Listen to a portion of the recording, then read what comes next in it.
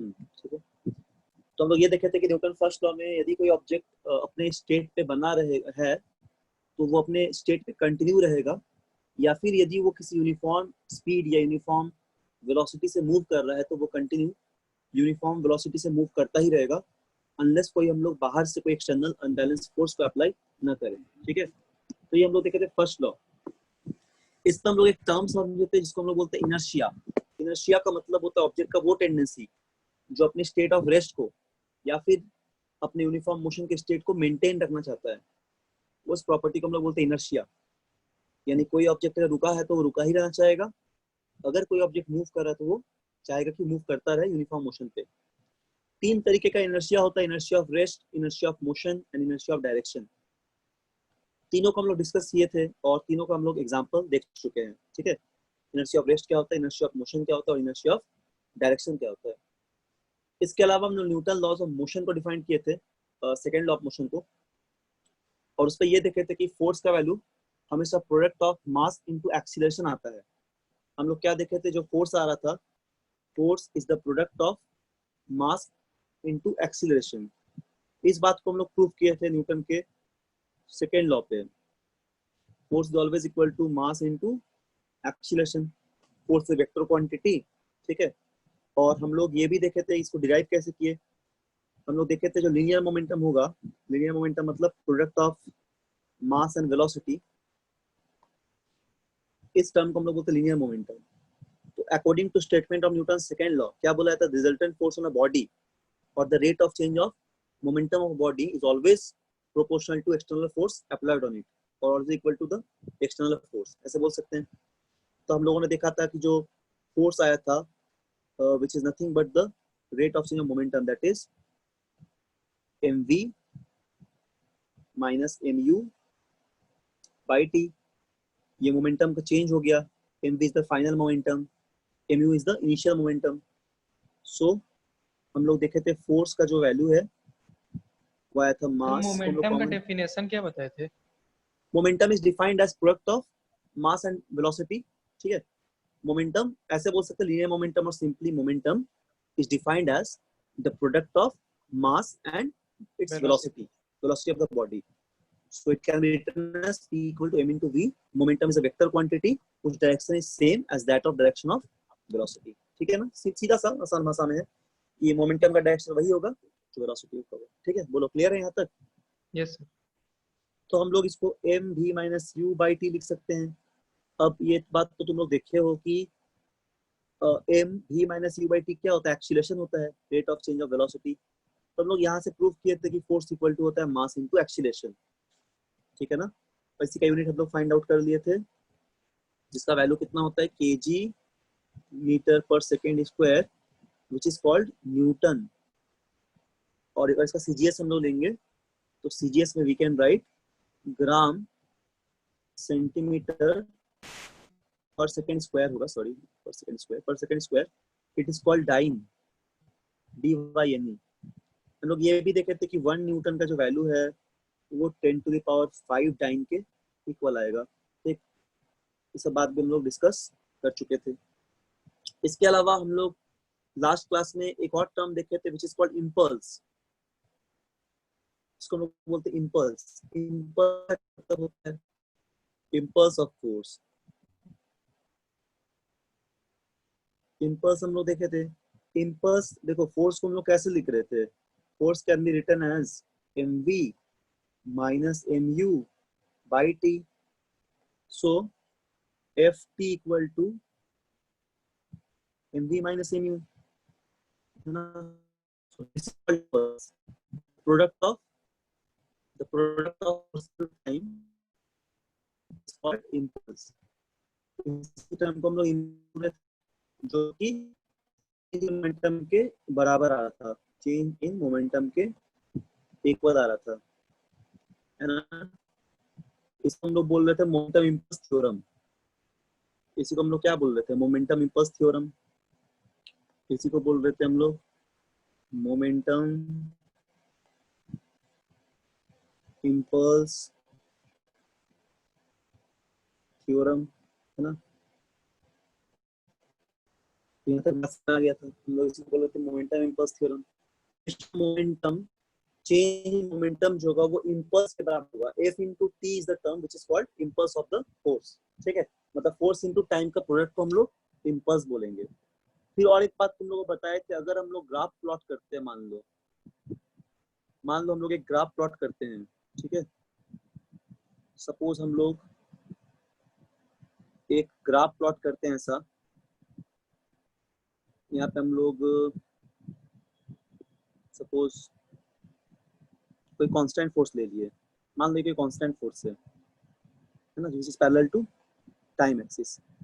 ये कोई constant force आ गया, ठीक है, मान लो ऐसा कुछ एक कांस्टेंट फोर्स हम लोग ले रहे हैं, इसको हम लोग Ft का प्लॉट ले रहे हैं। सपोज इधर हम लोग क्या ले रहे हैं, y एक्सिस पे ले रहे हैं F फोर्स, और x एक्सिस पे लेंगे हम लोग टाइम। तो अगर मान लो यहाँ पे फोर्स एक कांस्टेंट है, मतलब टाइम के साथ फोर्स चेंज नहीं हो रहा है,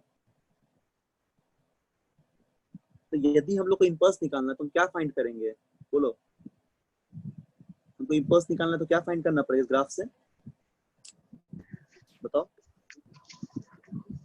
फोर्स और टाइम। बोलो बोलो क्या फाइंड करेंगे, टाइम, फोर्स और टाइम। का एरिया ना, मतलब इस ग्राफ का एरिया ना, यस वही सर। रहेगा फोर्स और टाइम का प्रोडक्ट। अगर एरिया लेंगे हम लोग इस रेक्टेंगल का, ये टाइम है ये फोर्स है, इसका एरिया अगर फाइंड करेंगे हम लोग तो हम लोग क्या मिल जाएगा, इम्पल्स मिल जाएगा ना। Yes sir. ये शेडेड पोर्शन हम लोग को देगा impulse Ft which is nothing but the change in momentum mv minus mu, ठीक है। तो हम लोग को ये भी समझ में आ गया कि if we consider the graph of force versus time, so area under the graph Ft graph always gives us change in momentum। इसको भी याद रख सकते हैं हम लोग, area of Ft graph force time graph gives us change in momentum, change in momentum। इस सबको नोट डाउन कर लो जल्दी जल्दी फटाफट। तो ये सब बेसिक कॉन्सेप्ट को अच्छे से याद रखना, ठीक है, मोमेंटम। इसके अलावा हम लोग थर्ड लॉ को डिफाइन किए थे ना, थर्ड लॉ को बोले थे कि एवरी एक्शन का ऑपोजिट रिएक्शन होगा, मतलब every action there is an equal opposite reaction. और इस तरह डिफाइन किए थे हम लोग कि किसी बॉडी पे अगर एक फोर्स लगेगा तो बॉडी पे उसको उतना ही फोर्स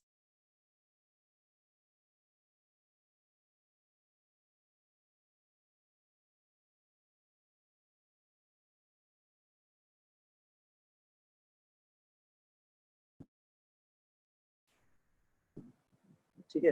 आवाज आना सभी को, हेलो यस हेलो, सर। आवाज आ रहा है, ठीक है। तो एक मैन है, वो एक लोड को कैरी कर रहा है, मतलब कोई पॉटर है ना, वो लोड को कैरी कर रहा है। तो जब अपने हेड पे लोड को कैरी करेगा तो जो लोड है वो उसके हेड पे कुछ फोर्स लगा रहा है, ठीक है, समझ में आ रहा है ना। एक when a potter carries a load on his head, the action force applied by the load action force लगा रहा है is equal opposite to the reaction force applied by the head. वो इक्वल होगा जितना रिएक्शन फोर्स हेड भी लगा रहा है। इस बात को हम लोग समझे थे। So these are some examples of Newton third law of motion, ठीक। अच्छा, यहाँ तक बात सारा समझ में आ गया। इसका हम लोग सवाल डिस्कस करेंगे, उसके पहले और एक टर्म है उसको पढ़ा देते हैं, ठीक। तो इसके हम लोग क्वेश्चन को डिस्कस करें, आराम से देखना, अच्छे नोट डाउन कर लेना इसको, ठीक है। पहले देख लो, फिर हम टाइम देंगे, उसको नोट डाउन करना। अभी नोट डाउन मत करो, 2 मिनट का टाइम देंगे, फिर नोट डाउन करना आराम से, तो समझ लो अच्छे से, ठीक है। देखो, अभी हम लोग डिस्कस करते हैं सिस्टम ऑफ पार्टिकल्स, ठीक। देखो क्या कॉन्सेप्ट है सिस्टम ऑफ पार्टिकल्स का। System of particles,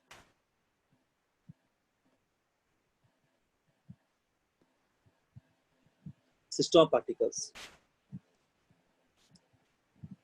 system of particle का मतलब क्या होता है, मान लो कि हमारे पास दो पार्टिकल है ए और बी, ध्यान से सुनना, ठीक है। हमारे पास दो पार्टिकल है ए एंड बी, ठीक है।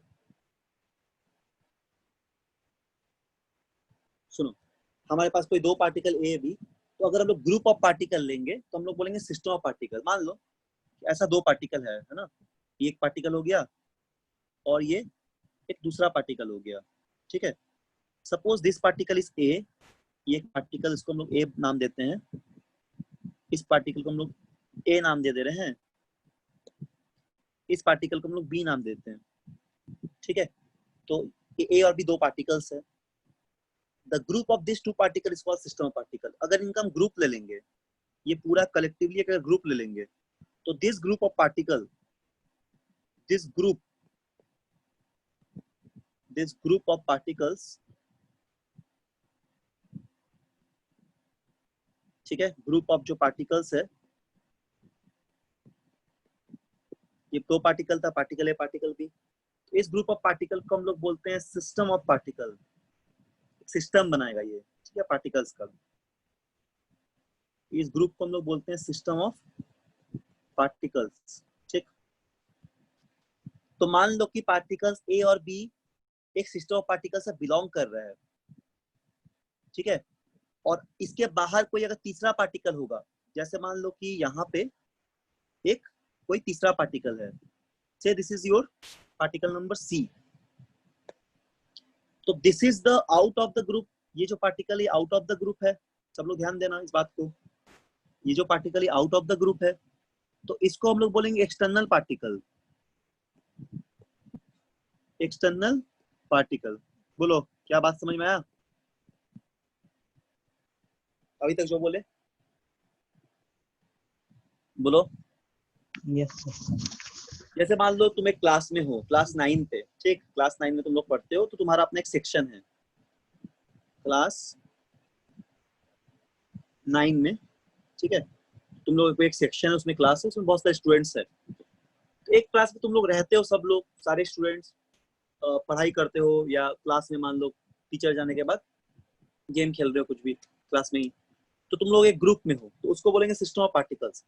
ये कोई दूसरे क्लास का स्टूडेंट आया, क्लास 10 का या क्लास 11 का, ठीक है, जो कि अदर क्लास से आया है, तो इसको एज एक्सटर्नल पार्टिकल में कंसिडर करेंगे, ठीक है। अगर मान लो आपस में लड़ाई होता है 9 क्लास के बच्चों में, ठीक है, या फिर तो बाहर से कोई आएगा, तो हम लोग क्या बोलेंगे कि एक्सटर्नल जो अगर ये आएगा पर्सन, तो हम लोग जल्दी अलाउ नहीं करेंगे। या फिर हम लोग गेम खेल रहे हैं इस क्लास में, तो हम लोग अलाउ नहीं करना चाहिए कि बाहर का कोई स्टूडेंट आके भी गेम खेले, क्योंकि हम लोग एक क्लास में है, मतलब जूनियर क्लास में है, और सीनियर क्लास के स्टूडेंट को अलाउ नहीं करेंगे। या फिर ड्राइंग कंपटीशन हो रहा है छोटे बच्चों में, ठीक है, 5 क्लास तक, तो हम लोग 7, 8, 9 के बच्चों को अलाउ नहीं करेंगे, क्योंकि ग्रुप 5 तक ही है। तो ये वाला जो पूरा ग्रुप है, ये अपना सिस्टम ऑफ पार्टिकल बना लिया। अब इनके बीच में जो फोर्स लगेगा ना, वो हो जाएगा इंटरनल फोर्स। अगर किसी सिस्टम ऑफ पार्टिकल में फोर्स लगता है, ठीक है, मान लो ए और बी के बीच में फोर्स लग रहा है, तो ये इसका इंटरनल फोर्स बोलेंगे हम लोग। A force exerted by A on B that is exerted by B on A is called internal force.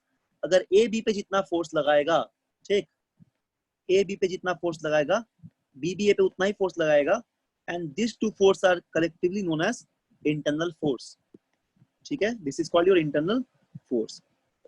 अब ये बाहर का एक पर्सन है, ठीक है, जो बहुत हट्टा कट्टा है, तो इंटरनल मान लो इंटरनल यहाँ पे एक दूसरे को लड़ाई कर रहा है, दो पार्टिकल ए और बी आपस में लड़ाई कर रहा है, फोर्स लगा रहा है, और बाहर का एक पार्टिकल एक्सटर्नल पार्टिकल जो तो हट्टा कट्टा इन लोगों से, अब ये अपना एक फोर्स अप्लाई कर रहा है ऐसे, तो इसको हम लोग बोलेंगे एक्सटर्नल फोर्स। अब ये क्या करेगा, इस इंटरनल फोर्स को अनबैलेंस कर देगा, डिस्टर्ब करेगा, तो इसको हम लोग बोलेंगे external force. This is called external force, ठीक है, जो एक्सटर्नल पार्टिकल लगा रहा है।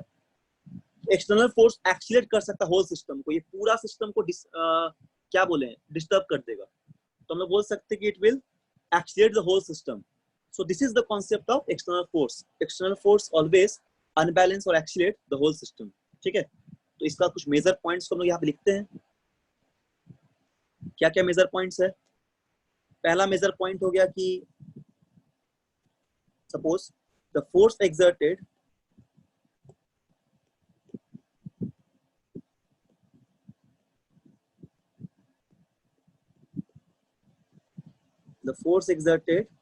ठीक,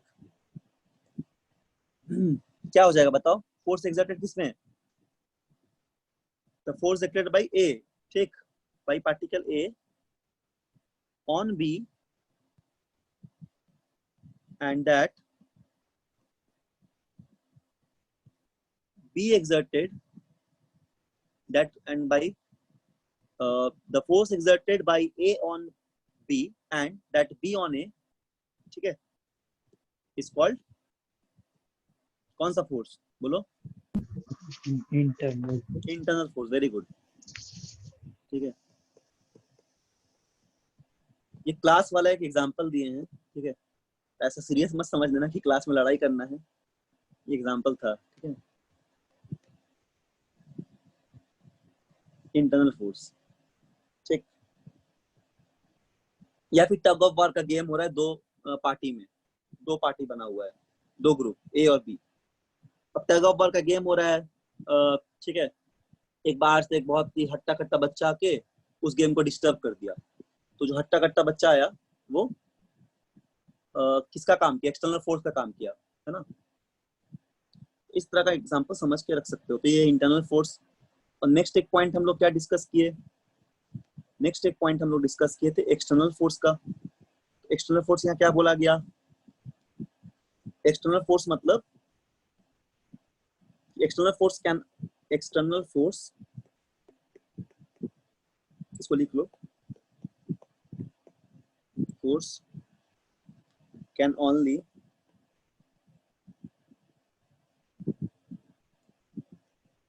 accelerate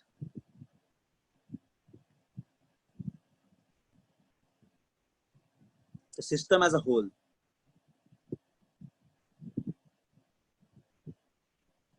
System as a whole, ठीक है, while internal force cannot.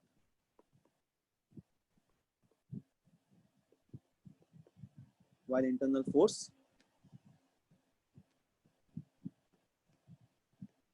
cannot. बोलो, समझ में आ गया सभी को यहाँ तक? कोई डाउट है तो पूछो। आ गया? Yes sir. ठीक है, वेरी गुड। चलो अब हम लोग देखते हैं कि कंजर्वेशन लीनियर मोमेंटम क्या होता है। वेरी इंपॉर्टेंट, ठीक है, वेरी इंपॉर्टेंट, ध्यान से समझना। लिख लियो ना ये सब, ऊपर कर दे स्क्रीन, लिखे हो? बताओ, लिखोगे? सर टाइम कर दे दे, दीजिए। कर दे, ठीक। सुनो, इसके बाद क्या है? इसके बाद है कंजर्वेशन ऑफ लीनियर मोमेंटम, ठीक, ध्यान देना, बहुत इंपॉर्टेंट है तुम लोग क्लास 9 के लिए। और इसका डेरिवेशन एग्जाम में आता है 5 मार्क्स में, ठीक है ना। इसका डेरिवेशन अभी स्कूल का एग्जाम होगा ना, उसमें आएगा 5 मार्क्स में। सर सिस्टम ऑफ पार्टिकल का सेकंड पॉइंट क्या था? अच्छा, एक सेकंड बता दे रहे हैं। सेकंड पॉइंट लिख लो।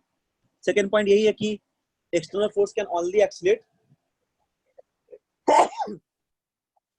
external force can only accelerate the system as a whole while internal force cannot. While internal Yes, sir. force cannot. आ गया समझ में? यस सर, आ गया। ठीक, वेरी गुड। कुछ डाउट होगा तो पूछना तुम लोग, ठीक है, चुप मत रहना, पूछते रहना, ठीक है ना। डाउट होगा पूछना। बहुत ही सिंपल चैप्टर है और बहुत इंटरेस्टिंग भी है। क्वेश्चन अच्छा अच्छा, इसमें बहुत सारा क्वेश्चन बना सकते हो, ठीक है। इसको अच्छे से कंप्लीट करते रहो। देखो, कंजर्वेशन लीनियर मोमेंटम क्या होता है? अगर ये स्टेटमेंट समझना, ठीक है, आप सब लोग समझ जाएगा इसको। क्या बोल रहे सुनो। यदि मान लो if the net external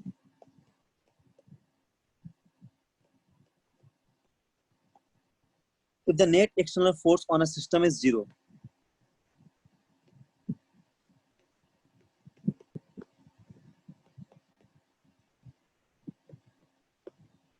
if the net external force on a system is 0, यदि किसी सिस्टम पे नेट एक्सटर्नल फोर्स 0 हो जाए तो उस समय याद रखना, मतलब एक्सटर्नल फोर्स नहीं लगे, ठीक है, तो उस समय याद रखना the linear momentum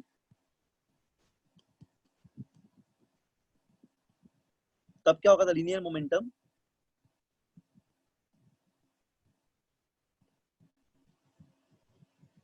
of the system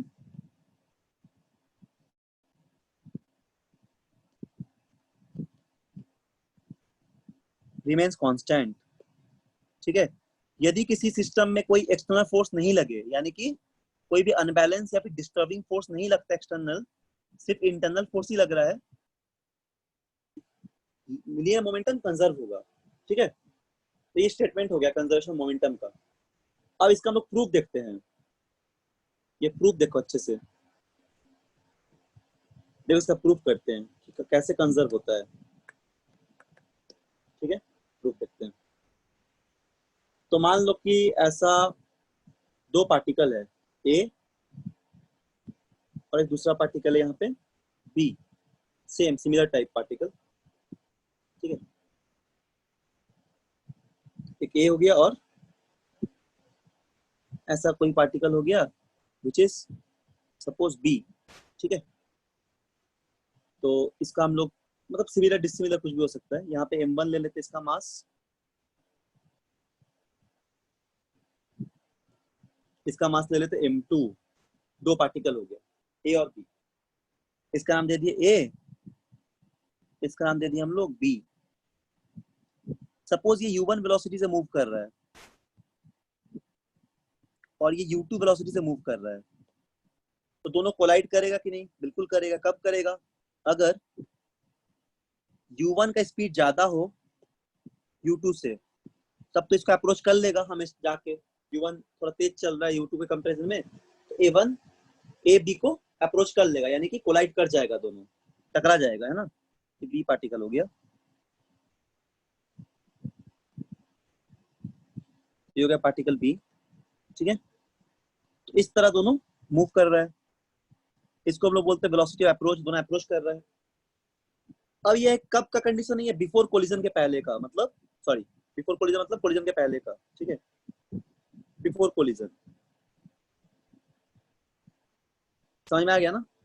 imagine करो दो पार्टिकल मूव कर रहा है, दोनों का स्पीड u1 u2 है, और u1 ए ब्लॉक का स्पीड u1 है और बी ब्लॉक का स्पीड या वेलोसिटी जो भी बोलो वो u2 है, और ए ब्लॉक बी को अप्रोच कर रहा है, तो u1 का वेलोसिटी ज्यादा होगा एज कंपेयर टू u2। अब एक कंडीशन आएगा जब दोनों जो ऑब्जेक्ट वो कोलाइड कर गया। ठीक है, ये ए ऑब्जेक्ट है और इसके साथ ये सपोज ऐसा बी ऑब्जेक्ट है जो कि कोलाइड कर गया, ये दो ऑब्जेक्ट कोलाइड कर रहा है, तो ए और ये बी ये आपस में कोलाइड कर गया। ठीक है, तो ये कब का टाइम है? ये है ड्यूरिंग कोलिजन, ये है ड्यूरिंग कोलिजन। ठीक, ड्यूरिंग कोलिजन है किसी भी टाइम के लिए, फॉर टाइम टी।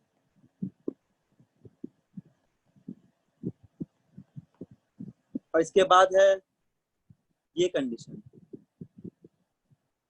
ये हो गया क्या m1 और ये हो गया m2।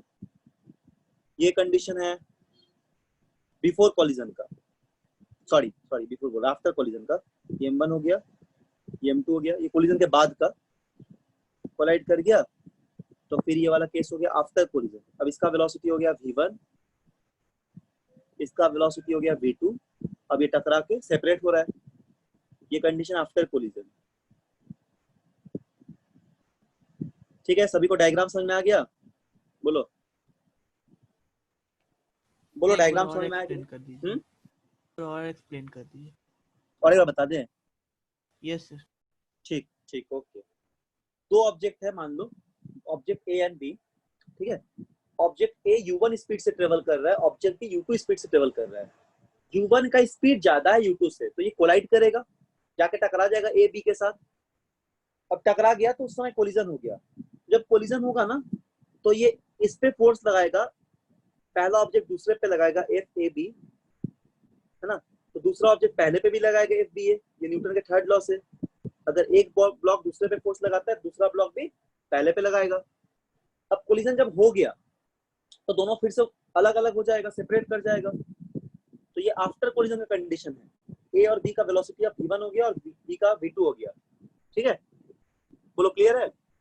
Yes sir. तो हम लोग को प्रूफ क्या करना है? हम लोग को प्रूफ ये करना है, हम लोग प्रूफ क्या करना है कि मोमेंटम कंजर्व होगा। हम लोगों को ये वाला प्रूफ चाहिए, कौन सा? टू प्रूफ, क्या प्रूफ करना है हम लोग को, क्या प्रूफ करना होगा? प्रूफ ये करना पड़ेगा कि इनिशियल मोमेंटम क्या होगा, बोलो m1 u1 होगा, ठीक है, प्लस क्या होगा m2 u2, है ना, ब्लॉक मास का, ब्लॉक ए का मास इनटू ब्लॉक ए का स्पीड या वेलोसिटी प्लस ब्लॉक बी का मास इनटू ब्लॉक बी का velocity, this should be equal to m1 v1 plus m2 v2, यही तो प्रूफ करना है। इसी को हम लोग क्या बोलते हैं, इसी को बोला जाता है conservation of momentum, conservation of linear momentum, यानी कि इनिशियल मोमेंटम जो होगा, ठीक है ना, इनिशियल मोमेंटम ये इक्वल होगा किसके, फाइनल मोमेंटम के। क्या समझ में आ रहा है, बोलो बोलो, आ रहा है कि नहीं? यस इस चीज को प्रूव करना है, ठीक है, चलो हम लोग इसको प्रूव करते हैं, देखो कैसे प्रूव करेंगे। ठीक, तो सबसे पहले तुम लिख लो गिवन इनिशियल मोमेंटम क्या है, तो लिखो for initial momentum of A, block ए का इनिशियल मोमेंटम लिखो, इनिशियल मोमेंटम ऑफ ए का initial momentum. Sir Newton third law से प्रूव करेंगे। हाँ, न्यूटन थर्ड लॉ से प्रूव करेंगे, वेरी गुड। तो ब्लॉक के ए का इनिशियल मोमेंटम क्या हो जाएगा, ये हो जाएगा m1 u1, है ना, इनिशियल मोमेंट ऑफ ए हो गया, और फाइनल मोमेंटम ऑफ ए अगर बोलेंगे तो कितना बोलोगे, बताओ बताओ, फाइनल मोमेंटम ऑफ ए क्या हो जाएगा, m1 v1, m1 v1, very good.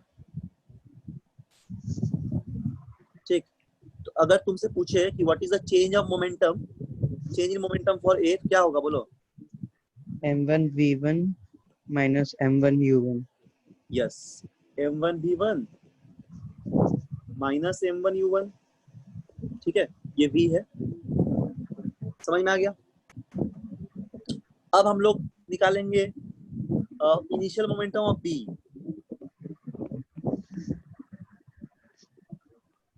Initial momentum of B कितना हो जाएगा, m2 u2। m2 u2, और यदि हम लोग को चाहिए फाइनल मोमेंटम, ठीक है ना, मोमेंटम ऑफ बी चाहिए तो क्या होगा, m2 v2। m2 v2, ठीक, बहुत सिंपल है, आसान याद रखना भी। तो अगर हम लोग को चाहिए change in momentum in B, change in momentum of B चाहिए तो कितना हो जाएगा, m2 v2 minus m2 v2 minus m2 u2। ठीक है, ये हो जाएगा। तो अब इस कंडीशन में हम लोग को क्या मिलेगा, यहाँ पे न्यूटन का थर्ड लॉ लगाते हैं। देखो अगर हम लोग यहाँ पे F1 को मान लेते हैं, F1 मान लेते हैं, जो क्या हो जाएगा, force exerted by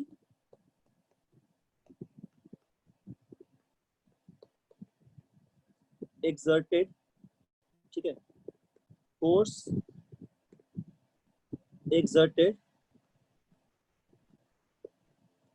force exerted by B on A या फिर ए ऑन बी। इस तरह F2 को मान लेते हैं suppose, force exerted by B on A, तो न्यूटन के थर्ड लॉ से, है ना, from third law, from Newton third law, उससे क्या हो जाएगा, मैग्नीट्यूड ऑफ दो फोर्स सेम होगा लेकिन डायरेक्शन अपोजिट होगा, ठीक है, minus F1 equal to minus F2, और F1 क्या हो जाएगा, rate of change of momentum. अगर F1 लिखोगे तो हो जाएगा rate of change in momentum for one, तो लिखो यहाँ पे F1 का वैल्यू क्या आ गया, कैसे मिलता है F1 फोर्स, ये हमेशा होगा rate of change in momentum. तो पहला बॉडी का मोमेंटम क्या था, m1 v1 minus m1 u1 divide by t। Sir वहाँ f1 is equal to minus f2 क्यों हुआ? न्यूटन के थर्ड लॉ से every action is equal opposite reaction, एक इंटरनल फोर्स है, तो ब्लॉक ए बी पे जितना फोर्स लगाएगा बी भी उस पे इतना ही फोर्स लगाएगा लेकिन डायरेक्शन ऑपोजिट होगा। देखो डायग्राम पे, जैसे देखो ये इस पे कितना फोर्स लगा रहा है, अगर ये इस पे इतना फोर्स लगाएगा तो ये भी इस पे इतना ही फोर्स लगाएगा अपोजिट डायरेक्शन पे, है ना। Yes, sir. तो मैग्नीट्यूड दोनों फोर्स का सेम होगा लेकिन डायरेक्शन क्या ऑपोजिट होगा, यही ना थर्ड लॉ है, बोलो। Yes, sir. समझ में आ गया ना? हाँ. ठीक है, तो ये F1 हो गया। और सिमिलरली F2 कौन बोलेगा, बोलो तो F2 कितना होगा, बताओ जल्दी से। M M M1 M2 V2 minus M2 U2 by T. by T. हाँ वेरी गुड, तो घर में याद करना, घर में अच्छे से पढ़ना ये सब, ठीक। तो रुको ये चार्ज लगाना पड़ेगा, इसको चार्ज ही आज नहीं हो पाया था, एक सेकंड रुको, तो 5% एक्टिव दिखा रहा है, इसको चार्ज में लगा के फिर क्लास कंटिन्यू करते हैं।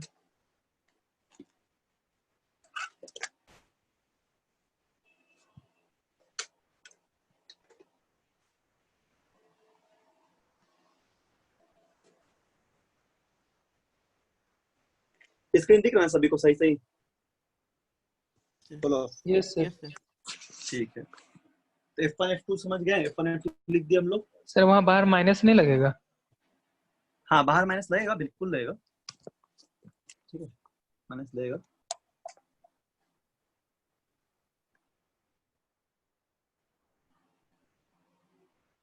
चलो यहाँ पे माइनस लगा दो, तो यहाँ से हम लोग क्या लिख सकते हैं, तो इसको इक्वेशन नंबर 2 हम लोग बोल दिए, तो 1 और 2 से हम लोग क्या लिखेंगे, इसको सॉल्व करेंगे, है ना। तो फ्रॉम 1 एंड 2 इसको सॉल्व कर लो, फ्रॉम 1 एंड 2 1, 2 से हम लोग क्या लिख सकते हैं, F1 equal to minus of F2, तो बस इसको सॉल्व कर लो, तो क्या लिखोगे बोलो जल्दी से लिखो, इसको लिख दो M1 V1 minus M1 U1 by T equal to negative of minus of M2 V2 minus M2 U2 by T, यहाँ से T और T कैंसिल आउट हो गया, ठीक है। तो यहाँ से सॉल्व कर दो M1 V1 minus M2 sorry M1 U1 minus M1 U1, this should be equal to minus M2 V2 and plus M2 U2, ठीक है। अब U1 के टर्म को एक तरफ कर दो और V2 के टर्म को एक तरफ कर दो, इसको एक तरफ करोगे तो क्या हो जाएगा, ये हो जाएगा M1 V1 plus M2 V2,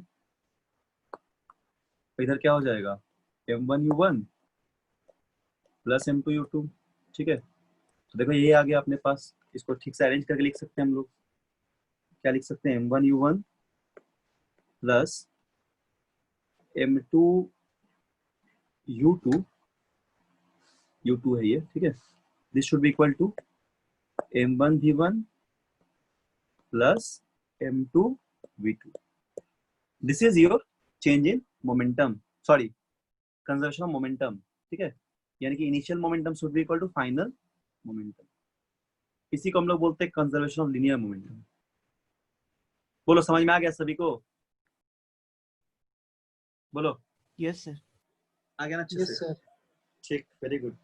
इसी को बोलते हैं कि initial momentum should be equal to final momentum, ठीक। तो इसका कुछ क्वेश्चन हम लोग न्यूमेरिकल करते हैं, फोर्स पे मोमेंटम पे बेस्ड, फिर मोमेंटम का एप्लीकेशन पढ़ेंगे, ठीक है। ज्यादा कुछ नहीं बचा इस चैप्टर पे, मोमेंटम का एप्लीकेशन और कुछ फंडामेंटल नेचर ऑफ फोर्सेस के बारे में बताएंगे, पहले भी शायद बताए थे, फिर भी एक बार बता देंगे, और न्यूमेरिकल बस करेंगे, ठीक है। यही सब टॉपिक बचा हुआ है, जैसे रॉकेट प्रपोल्शन, रिकॉइल वेलोसिटी, ये सब थोड़ा सा पढ़ा देंगे, मोमेंटम का एप्लीकेशन है।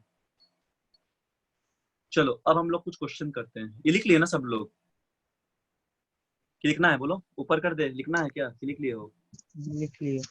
लिख लिए ना, ठीक। तो क्या लिखोगे यहाँ पे, इनिशियल मोमेंटम जो आ रहा है, ठीक है, यहाँ पे क्या दिख रहा था हम लोग को, initial momentum should be equal to final momentum, initial momentum जो आ रहा था, इनिशियल मोमेंटम ये हमेशा क्या आएगा, फाइनल मोमेंटम के इक्वल आएगा, ठीक है, समझ आ गया यहाँ तक सभी को? इसका कुछ एग्जांपल है रॉकेट प्रपल्शन। रॉकेट प्रपल्शन का प्रिंसिपल पे मोमेंटम कंजर्वेशन का यूज होता है। इसके अलावा recoiling of gun, recoil velocity of gun, इन सब यूज होता है। ठीक, चलो अब हम लोग कुछ क्वेश्चन सॉल्व करते हैं जल्दी जल्दी, न्यूमेरिकल। उसके बाद फिर आगे हम लोग बढ़ेंगे। ठीक है, आगे देखेंगे। तो चलो हम लोग कुछ क्वेश्चन सॉल्व करते हैं जल्दी से।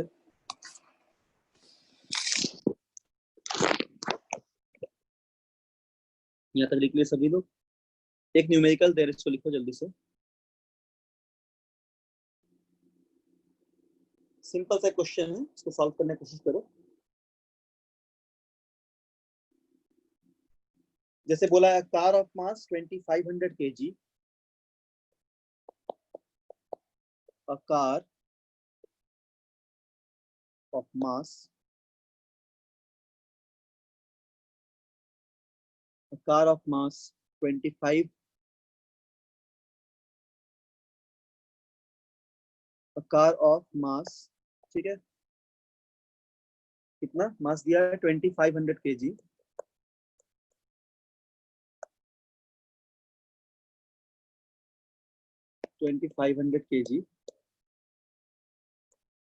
ठीक, with a velocity,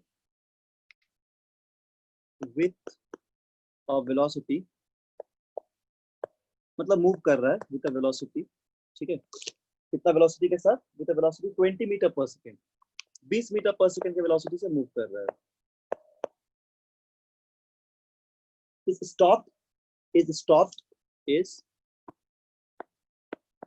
stopped in 10 seconds by applying brake,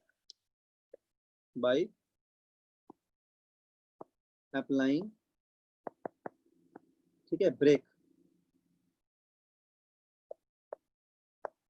ठीक है, ब्रेक अप्लाई कर रहे हैं। Calculate the retardation and retarding force, calculate the retardation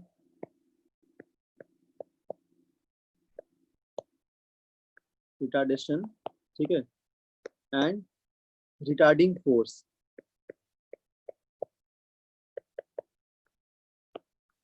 समझ में आ गया? रिटार्डेशन और रिटार्डिंग फोर्स कैलकुलेट करो। बनाओगे इसको? बोलो।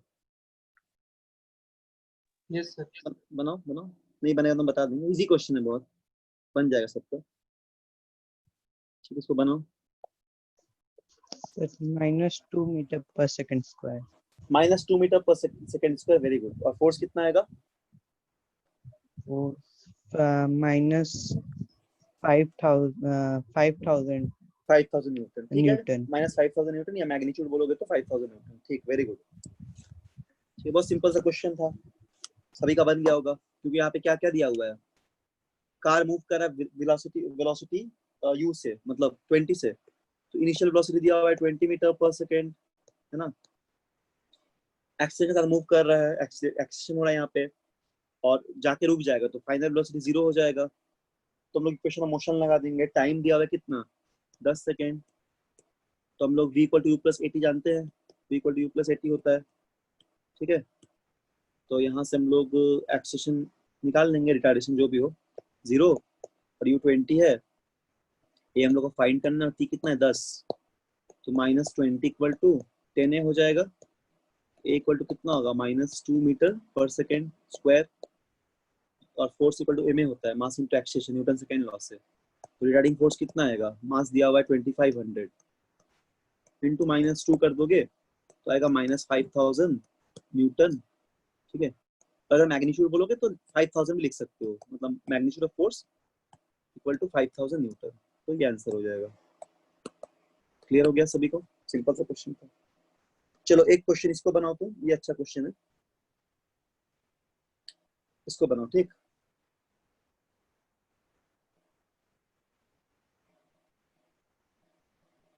इस क्वेश्चन को बनाओ। तो देखो, घर में कोई भी किताब जो है तुम्हारे पास अवेलेबल, साइड बुक पढ़ते हो या फिर पैकेज है, बुकलेट है, जो भी हो, कोई टेक्स्ट बुक है, तो उससे फोर्स का क्वेश्चन सब बनाओगे। फोर्स, मोमेंटम, जिस तरह क्वेश्चन करा रहे हैं, third law, second law, first law, इन सभी का प्रॉब्लम को सॉल्व करोगे, ठीक है, हर तरह क्वेश्चन को सब बनेगा, और डाउट होगा तो फिर पूछोगे भी, ठीक है। ये क्वेश्चन है, मैन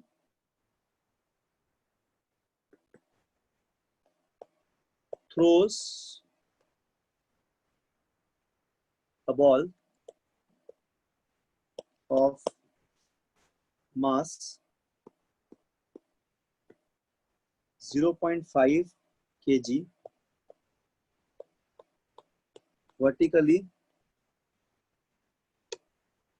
upward, vertically upwards, ठीक है, with a velocity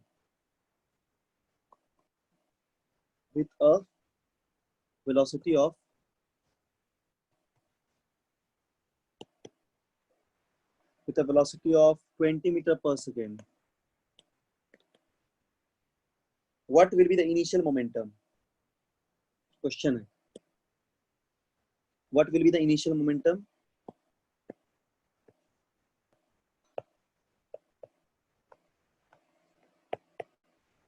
What will be the initial momentum?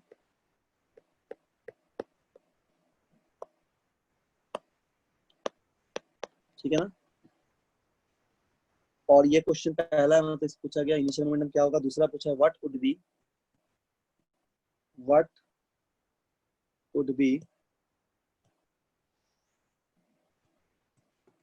The momentum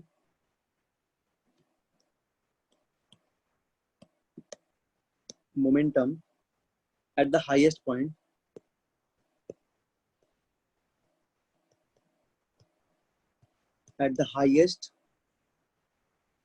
what will be the momentum at the highest point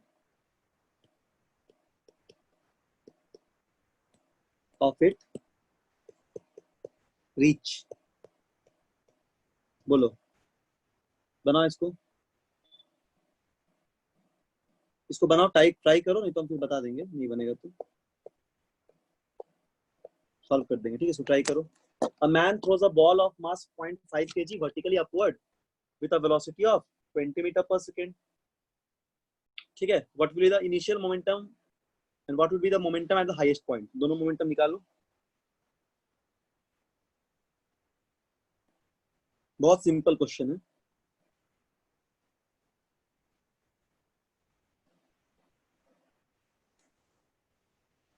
बनेगा? सर हाईएस्ट पॉइंट मोमेंटम 1 होगा क्या? हाईएस्ट मोमेंटम कितना होगा बोल रहे हो? 1 नहीं होगा, 0 होगा ना। इनिशियल पॉइंट में कितना होगा बोलो? इनिशियल पॉइंट में कितना आएगा बताओ? निकाल रहे हैं सर। निकालो इनिशियल पॉइंट पे। बहुत सिंपल क्वेश्चन तो है। देखो सभी लोग, जैसे बॉल को तुम थ्रो करोगे अगर, तो ये इनिशियल पॉइंट है मान लो, और कुछ देर के बाद ये ऊपर चला जाएगा यहाँ पे, तो इनिशियल वेलोसिटी u होता है, पता है ना सभी को। इनिशियल वेलोसिटी u से फेंकते हैं बॉल को अगर, तो फाइनल हाईएस्ट पॉइंट पे वेलोसिटी जाके 0 हो जाता है, तभी ना वापस आएगा। तो हाईएस्ट पॉइंट पे वेलोसिटी कितना होता है? 0। तभी तो ये मैक्सिमम हाइट ट्रेवल करता है h, है कि नहीं? पता है ना सभी को? बोलो। ठीक है, सभी को पता है। तो इसीलिए यहाँ पे क्या हो जाएगा, देखो अगर हम लोग इनिशियल मोमेंटम चाहिए तो इनिशियल मोमेंटम मतलब मास इनटू वेलोसिटी सिंपली। तो यदि हम लोग को इनिशियल मोमेंटम चाहिए, इनिशियल मोमेंटम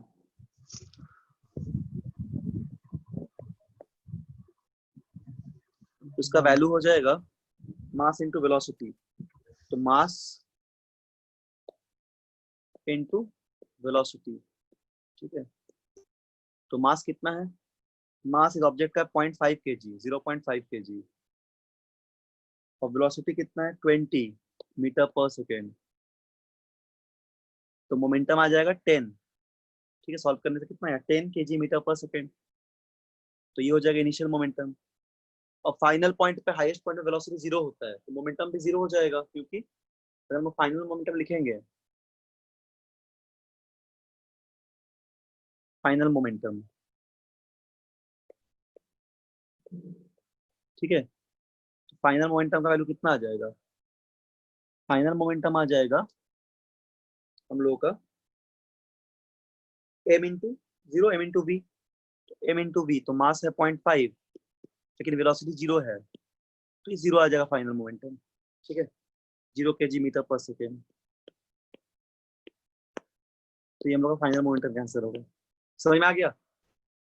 बोलो, आ गया ना समझ में?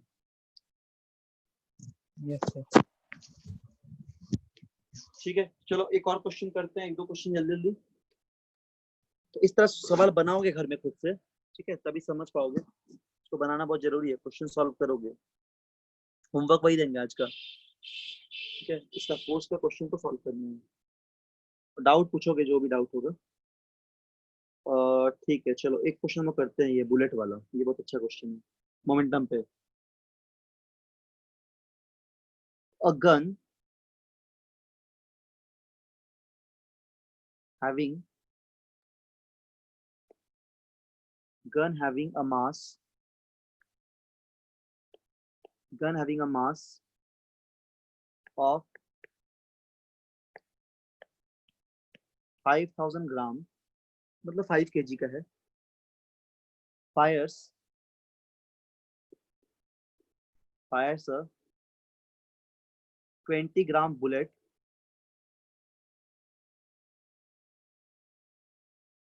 at a speed of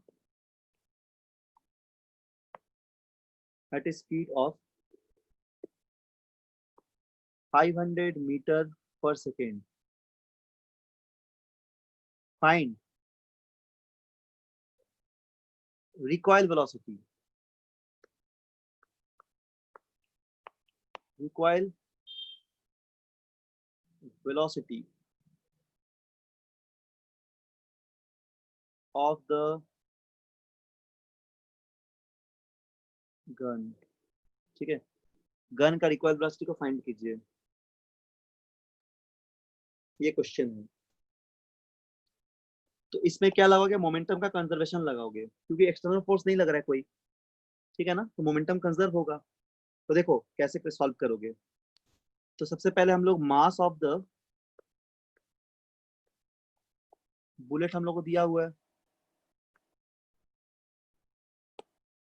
कितना दिया हुआ है? m1 दिया हुआ है, जिसका वैल्यू है 20 ग्राम। 20 ग्राम या इसका मतलब कितना? 0.02 kg। ठीक, इसके बाद हम लोग को दिया है velocity of the bullet, velocity of the bullet, ये कितना दिया हम लोग को? ये v1 दिया हुआ है, which is equal to 500 metre per second, है ना। अच्छा, मास ऑफ द गन कितना दिया हुआ है?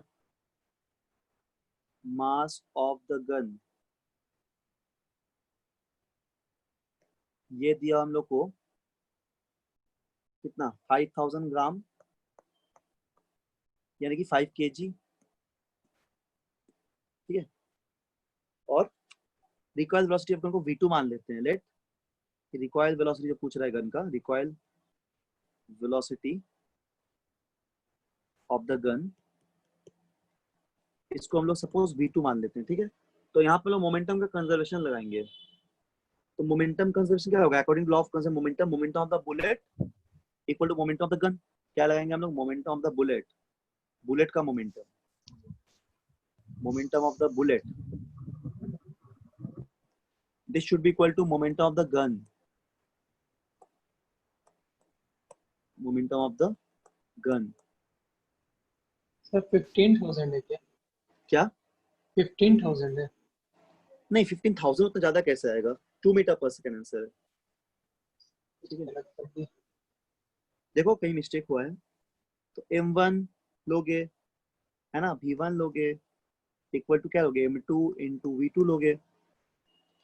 m1 कितना दिया हुआ है? m1 दिया हुआ है 0.02 kg, v1 दिया हुआ है 500, सबको ऐसा यूनिट पे रख रहे हैं। m2 अपना 5 kg है ना, ग्राम तुम रख लियो शायद, इसलिए गलत आ गया। 5 kg ऐसा ही रखना है ना। और v2 अपने को निकालना है। ये सर ग्राम रख लिया। हाँ ग्राम रख दिए थे, तो सबको ऐसा ही लिख लो। तो 500 इंटू 0.02 डिवाइड बाई कितना 5, तो ये कटने से हो गया 100, तो सॉल्व करो। 100 इंटू 0.02 मतलब 2 आएगा answer, 2 metre per second. This is our answer. ठीक है, ये हो जाएगा अपना रिक्वायर्ड वेलोसिटी गन का। समझ आ रहा है? बोलो बोलो सभी लोग, यस सर। Yes. आ रहा है ना समझ में? ठीक है ठीक है, कोई डाउट होगा पूछना किसी को भी। ठीक, चलो एक नेक्स्ट क्वेश्चन करते हैं इसके बाद हम लोग। ये बहुत अच्छा क्वेश्चन है, इसको ट्राई करो। तुम लोग ट्राई करो, नहीं बनेगा हम तो बता देंगे सारा क्वेश्चन, बट एक बार खुद से भी ट्राई करो। सर गन के वेलोसिटी में जीरो कब लिया जाता है?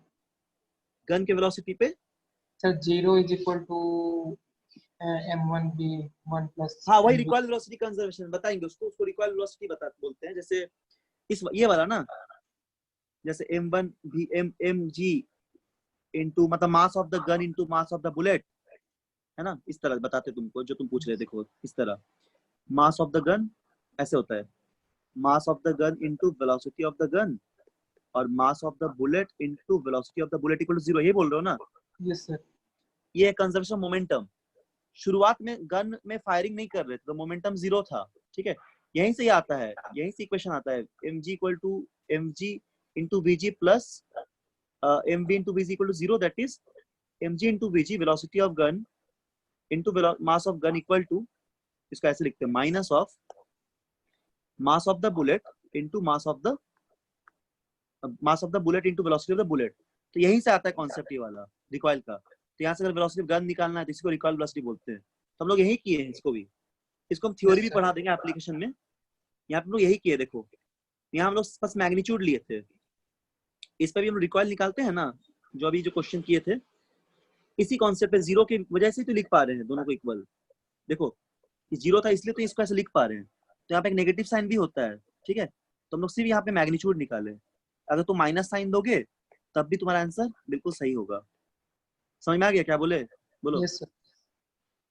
तो उसको बोलते हैं कंजर्वेशन मोमेंटम। उसको हम लिखा देंगे, रिक्वायर्ड वेलोसिटी ऑफ गन बताएंगे ना, जो एप्लीकेशन पार्ट बताएंगे कुछ क्वेश्चन कराने के बाद, अगले क्लास में बताएंगे। ठीक। मोमेंटम का एप्लीकेशन उसमें रॉकेट प्रोपल्शन बताएंगे और रिकॉइल वेलोसिटी ऑफ गन भी बताएंगे। बहुत सिंपल है, इसलिए ये कांसेप्ट आ रहा है क्योंकि 0 है इनिशियल मोमेंटम और final momentum m1v1 plus m2v2 है, तो इसलिए m1v1 equal to minus m2v2 आएगा। ठीक है, इसको v2 लिख दो। चलो इसके बाद अगला सवाल देखते हैं हम लोग, इसको तुम लोग बनाओ। ठीक, डाउट हुआ तो पूछना, पहले बना लो फिर हम डिस्कस कर देंगे। आंसर सही आना चाहिए, ट्राई करो। The velocity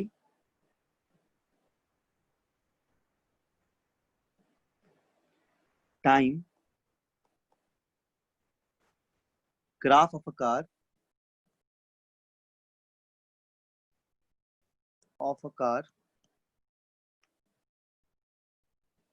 is given below।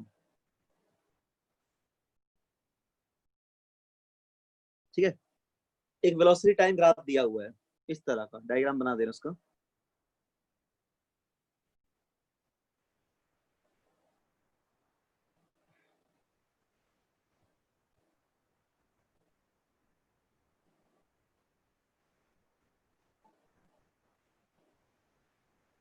ऐसा मान लो एक वेलोसिटी टाइम ग्राफ दिया हुआ है। ठीक है,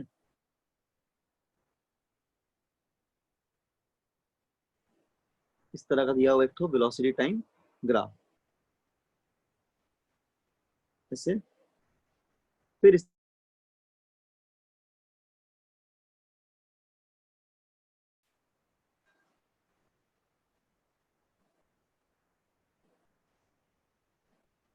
ऐसे। ठीक है, ये दिया एक वेलोसिटी टाइम ग्राफ। तो इसमें कुछ गिवन डेटा है, सपोज ये वेलोसिटी टाइम ग्राफ दिया हुआ है और यहाँ पे बोला गया ये बी है पॉइंट का नाम। ठीक है, इस पॉइंट का नाम ए है, इस पॉइंट का नाम सी है, इस पॉइंट का नाम डी है। ठीक है, यहाँ पे है सपोज 0, यहाँ पे 1, यहाँ पे 2, बी पॉइंट पे टाइम कितना है 2, ये टाइम इधर मतलब एक्स एक्सिस पे टाइम लिया हुआ है, ये बी पॉइंट पे टाइम जो 2 है, बी पॉइंट का टाइम 2 है, ठीक है। सी पॉइंट का टाइम है 5, ये टाइम हो जाएगा 5 5, डी पॉइंट का 6, ऐसा दिया हुआ है, ठीक है। यहाँ पे 2, यहाँ पे 2 है, यहाँ पे 1, यहाँ पे 5, ठीक है ना। 6 लिख लो पॉइंट सब, ये 5 है, यहाँ पे हो जाएगा 5। तो इधर दिया हुआ है टाइम सेकेंड में 5 सेकेंड, ये सब टाइम दिया हुआ है इधर एक्स एक्सिस में, और वाई एक्सिस में वेलोसिटी दिया हुआ है। तो वेलोसिटी 0 है, 5 है, 10 है और 15 है, ऐसा है, ठीक है। ये गिवन है क्वेश्चन, एक वीटी ग्राफ है, वेलोसिटी टाइम ग्राफ। तो पूछा गया है यहाँ पे, और ये भी बोला गया द कार वेट, जो कार का वेट है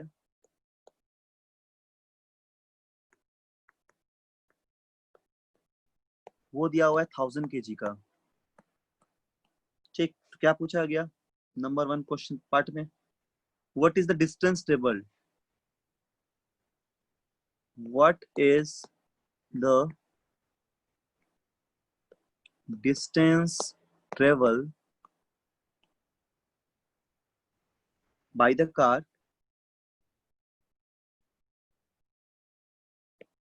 in first 2 सेकेंड, पहले 2 सेकेंड में कितना डिस्टेंस ट्रेवल करेगा, ये क्वेश्चन है। और दूसरा बोला गया है पार्ट 2 में, मतलब बी पार्ट में, क्वेश्चन लिख लो सब लोग, ट्राई करो एक बार। What is the breaking force, मतलब कितना ब्रेकिंग फोर्स है, रिटार्ड कर रहा है उसका ब्रेकिंग फोर्स अप्लाइड, ठीक है, at the end of 5 seconds, at the end of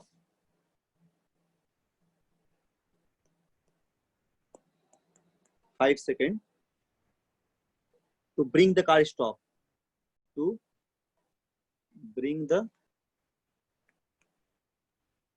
car stop, ठीक है, स्टॉप। इसको लिख लो क्वेश्चन को,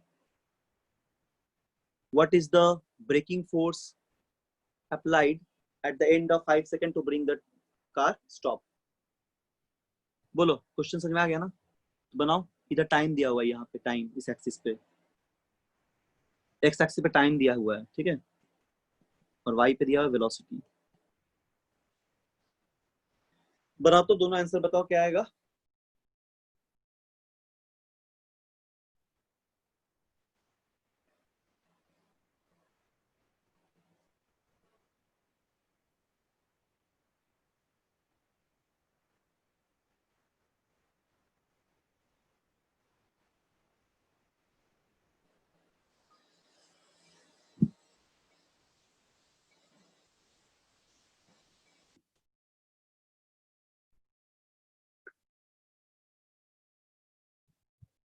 बोलो बनेगा, ट्राई कर रहे हो ना,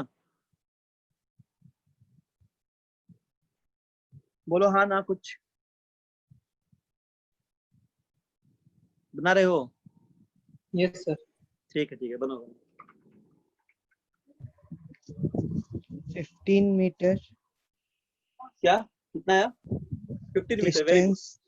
पहले का 15 मीटर आया, यस सर।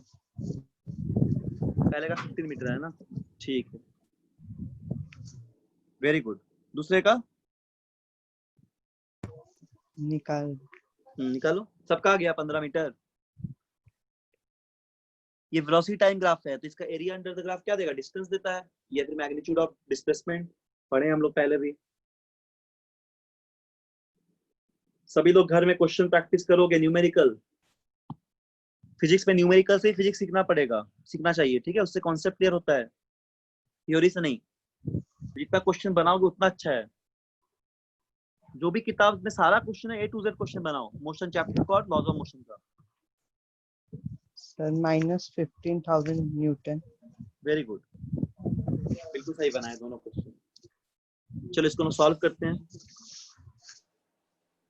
तो देखो हम लोग को पहला पार्ट में क्या निकालना है, डिस्टेंस निकालना है फर्स्ट 2 सेकंड में। तो पहले 2 सेकंड में ये जो एरिया लेंगे शेडेड पोर्शन, ये हम लोग को डिस्टेंस दे देगा। तो हम लोग एरिया कर लेंगे तो क्या होगा, ये ट्रायंगल दिख रहा है, क्या हो जाएगा area, half base into height. Base कितना होगा 2, ये 2 है, हाइट क्या है 15, ठीक है 2 कट जाएगा, सीधा हम लोग को 15 मीटर पर सेकंड, सॉरी 15 मीटर आ जाएगा। यही अपना क्या है, डिस्टेंस है। Area under the BT graph gives us distance. Part 2 में क्या दिख रहा है, एक्सीलरेशन का वैल्यू होता है v minus U by T. तो यहाँ पे फाइनली रुक जा रहा है गाड़ी, 0 हो जाएगा 5 सेकंड 6 सेकंड के बीच में। इनिशियल वेलोसिटी 15 है, 15 देखो 15 से आ रहा था, यहाँ देखो 15 है और यहाँ 0 हो जा रहा है, ठीक है। और टाइम कितना है, 1 सेकंड का टाइम इनके बीच में, तो टाइम इज 1 सेकंड। तो रिटार्डेशन हम लोग कितना मिल गया, -15 मीटर पर सेकंड स्क्वायर का, ठीक। अभी हम लोग यहाँ पे फोर्स अप्लाई निकालेंगे, क्या होगा, रिटार्डेशन हो गया अपने पास 15 -15 का। तो जो ब्रेकिंग फोर्स होगा And एम ए होता है ना, m into yes. -15 m a. तो m यहाँ पे 1000 kg है, ठीक है, into 1000 kg not gram, sorry 1000 kg है, 1000 इंटू, ठीक है, a का value -15 which is equal to 1000 है, और a का कितना है -15 है। सॉल्व करने से कितना आ जाएगा, -15,000 न्यूटन, या मैग्नीट्यूड अगर बोलेंगे सिर्फ तो ऐसा भी बोल सकते हैं, सिर्फ 15,000 न्यूटन वैल्यू जो है ना, ये आंसर हो जाएगा। समझ में आ रहा है सभी को, बोलो Yes. आ रहा है ना सबको, ठीक। तो रिवाइज करोगे, और एक क्वेश्चन बस करा के हम लोग क्लास अभी क्लोज कर देंगे, ठीक है। फिर अगला क्लास में हम लोग फिर आगे डिस्कस करेंगे। तो एक क्वेश्चन और कर लेते हैं जल्दी से, ये वाला बना लो। चलो ये क्वेश्चन भी अच्छा है, इसको बनाओ, आंसर बताना जल्दी जल्दी लिखो। a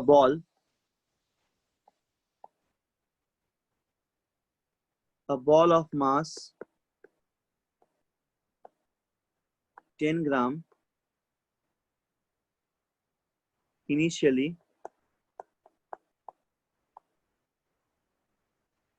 moving with a velocity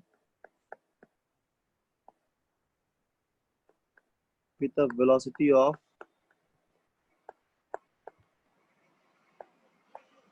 50 metre per second on applying a constant force,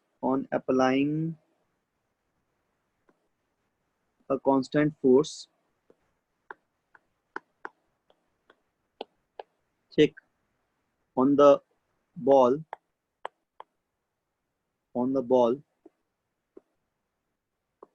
for 2 seconds, it acquires a velocity of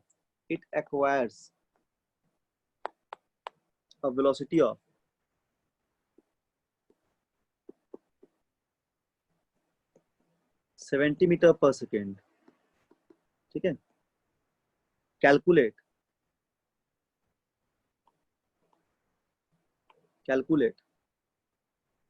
part A में पूछा गया है the rate of change of momentum,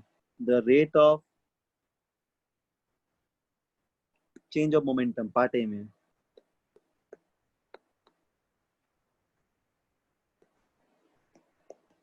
part A में बोला गया, ठीक है, rate of change of momentum. Part B में पूछा जा रहा है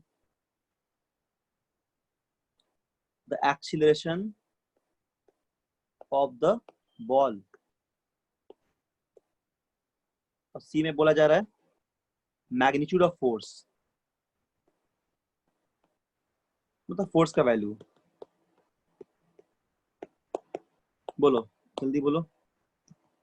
ball of mass 10 gram initially moving with velocity of 50 meter per second on applying a constant force on the ball for 2 seconds, it acquires a velocity of 70 meter per second. Calculate rate of change of momentum. acceleration of the ball and the magnitude of the force. बहुत simple question है.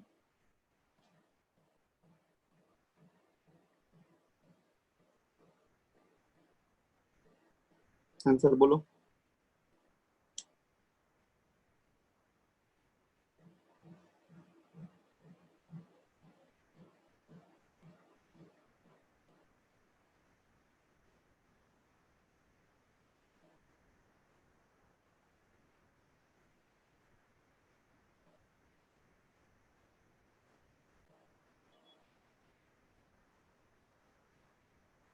बोलो कितना आएगा. बना रहे हैं कि नहीं बताओ.